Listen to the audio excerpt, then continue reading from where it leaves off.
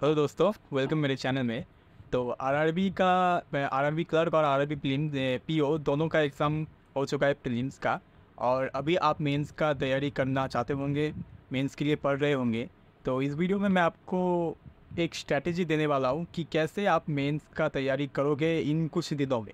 अब आपका एग्ज़ाम बहुत ही नज़दीक आ गया है, ठीक है। तो ये कुछ दिनों में आप क्या करोगे या मैं क्या करता था वो आपको मैं बताऊँगा। तो शुरू करते हैं।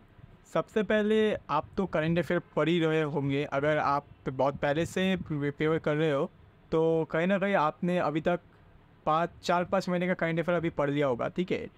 तो शुरुआत में दिन में उठने के बाद सबसे पहले आप करंट अफेयर रिवाइज करो, जो प्रीवियस डेज़ का आपने पढ़ा था, ठीक है। प्रीवियस डेज़ और प्रीवियस मंथ्स का जो करंट अफेयर आपने पढ़ा था उनको रिवाइज करो। उसके बाद आप नया करंट अफेयर पढ़ो, यानी डेली का जो आप करंट अफेयर पढ़ते हो वो पढ़ लो, ठीक है। तो ये करने में आपको अच्छा खासा टाइम जाएगा, क्योंकि नया करंट अफेयर पढ़ने में तो ज़्यादा टाइम नहीं जाएगा, लेकिन जो रिवाइज जब दोगे ना तो वहाँ पे टाइम लग जाएगा, क्योंकि अब आपके पास ऑलरेडी 3-4 महीने का करंट अफेयर जमा हुआ है, ठीक है। और रिवाइज बड़ा मतलब रिवीजन पोर्शन आपका बहुत बड़ा हो जाएगा, क्योंकि आप एक दिन में 5-6 दिन का करंट अफेयर रिवाइज देते होगे, ठीक है। अगर नहीं देते हो तो दो, क्योंकि आपको जो पास्ट है 5-6 महीने का करंट अफेयर आपको लगता है एग्ज़ाम में, तो अभी आपका जो 3-4 महीने का करंट अफेयर आपने एकदम अच्छे से तैयारी किया है ना, इनको जितना हो सके रिवाइज दो, क्योंकि जितना दिन जा रहा है और एग्ज़ाम में करंट अफेयर बहुत ही डिटेल में पूछा जा रहा है, ठीक है। तो 3-4 महीने का आपने जितना भी पढ़ा है ना उनको बहुत रिविजन दो, ताकि उनमें से जो क्वेश्चन आए वो ना छूटे, ठीक है। ऐसे तो बहुत डिटेल में पूछा जा ही रहा है, ठीक है। कुछ ना कुछ छूट ही जाता है, लेकिन जितना आपने पढ़ा है ना वो सॉलिड होना चाहिए, उनको अच्छे से रिवीजन दो, ठीक है। ताकि ऐसा ना हो कि जो आपने पढ़ा वहाँ से कोई क्वेश्चन आया और आप एग्ज़ाम में जाके कंफ्यूज हो गए, इसका आंसर तो दो ऑप्शन में सिमिलर लग रहा है, ऐसा कंफ्यूज ना हो जाओ या फिर भूल ना जाओ। तो जितना पढ़ा है आपने वो एकदम सॉलिड होना चाहिए, अच्छे से रिवीजन दे दो करंट अफेयर को। थोड़ा टाइम लो। मैं जब पढ़ता था मुझे दोपहर हो जाता था, ठीक है, सुबह से दोपहर हो जाता था ये करंट अफेयर रिवाइज देते देते ही, ठीक है। तो टाइम लेके करंट अफेयर जितना पढ़ा उसको सॉलिड बनाओ। इसके बाद आप मॉक दोगे। मेंस का एक मॉक 2 घंटे का होता है आरआरबी का। तो दोपहर में नहा धो के फिर मॉक देने बैठोगे, 2 घंटा आराम से मॉक दोगे, और मॉक भी जो दोगे वो एकदम एग्ज़ाम का एनवायरनमेंट बना के देना, ठीक है। ऐसा नहीं बीच में उठ गए ब्रेक ले लिया, ऐसा कभी मत करना। एकदम 2 घंटे आराम से जैसे एग्ज़ाम देता थे वैसे एग्ज़ाम देना। मैं कोशिश करना अगर कंप्यूटर है लैपटॉप है तो उस पर देना, ठीक है। और अगर आपके पास मोबाइल है तो मोबाइल में माउस लगा के एग्ज़ाम दो, ठीक है, ताकि एकदम एक एग्ज़ाम जैसा माहौल बने, ठीक है। तो 2 घंटे मॉक दिया, उसके बाद लंच वंच कर दो, ठीक है। फिर सो जाओ, थोड़ा रेस्ट लो, क्योंकि दिमाग को रेस्ट भी ज़रूरी है, ठीक है।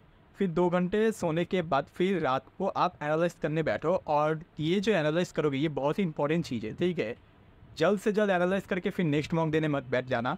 एनालाइज जो पोर्शन है वो बहुत ही डिटेल में अच्छे से करो, ठीक है। अगर मैं आपको बताऊँ एनालाइज में क्या क्या करना होता है जो स्टूडेंट्स नहीं करते।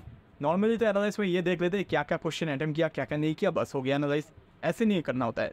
एनालाइज में ये चीज़ें भी देखना होता है कि आपने एक एक क्वेश्चन को कितना टाइम दिया। कोई ऐसा क्वेश्चन जो बहुत ही कम टाइम देना चाहिए था लेकिन उस पर आपने ज़्यादा टाइम दे दिया, ऐसा तो नहीं है। हर एक क्वेश्चन को देखो कि किस में आपने कितना टाइम दिया, ठीक है, ये एनालाइज करो। फिर आप ये देखो कि आप जब एग्ज़ाम दे रहे थे तो कहीं आपने गलत क्वेश्चन तो चूज़ नहीं कर लिया जिससे आपका एग्ज़ाम में टाइम ख़राब हुआ है, ठीक है। आपका चूज़ करने का एबिलिटी कितना डेवलप हुआ है, इस चीज़ को देखो, ठीक है।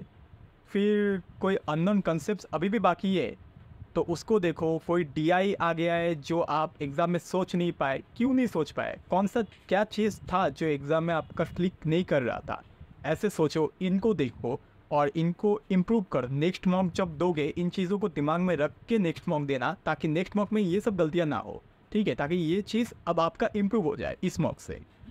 तो और जितना भी क्वेश्चन हो जो मतलब आपने अटेम्प्ट नहीं किया है एग्ज़ाम में, उनको जो सॉल्व करोगे ना तो खुद से सॉल्व करने का कोशिश करना। अगर कोई डीआई है बहुत ही हार्ड लग रहा है तो टाइम लो, धीरे धीरे सोचो और खुद से सॉल्व करने का कोशिश करना, क्योंकि जब खुद सॉल्व करोगे तो आपका ब्रेन ग्रो करेगा, सोचने का एबिलिटी बढ़ेगा, ठीक है। डायरेक्ट आंसर मत देख लेना, सोचना, सॉल्व करने का कोशिश करना। मॉक में हार्ड इसलिए दिया रहता है कि आप सोच के अपना सोचने का एबिलिटी बढ़ाओ, ताकि एग्ज़ाम में आप जल्द से जल्द सोच सको। तो इसीलिए मॉक में ज़्यादा डिफ़िकल्ट क्वेश्चन रहता है, ठीक है।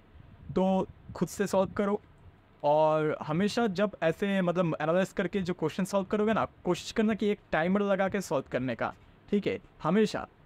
क्योंकि एक टाइमर लगा के जब आप कोई भी हमेशा सॉल्व करते रहते हो, तो टाइमर का जो हैबिट बन जाता है आपके दिमाग में। तब एग्ज़ाम में जो वो टाइमर चलता है ना, जो लास्ट का 5 सेकंड 10 सेकंड बाकी रहता है, तब आप टेंशन में आ जाते हो। वो कहीं ना कहीं मतलब कम होगा। तो मोबाइल में भी ऐप मिल जाता है, ठीक है, कंप्यूटर में मिल जाएगा। तो ऐसे टाइमर लगा के हमेशा सॉल्व करते हैं। तो ये था मतलब एक एनालिसिस का जो वो सब चीज़ें जो एक स्टूडेंट्स के दिमाग में नहीं आता है, मैंने आपसे शेयर किया। तो आई होप ये वीडियो आपके लिए हेल्पफुल रहा। तो पढ़ते रहिए, एग्ज़ाम पास आ जाए। Good luck, thank you.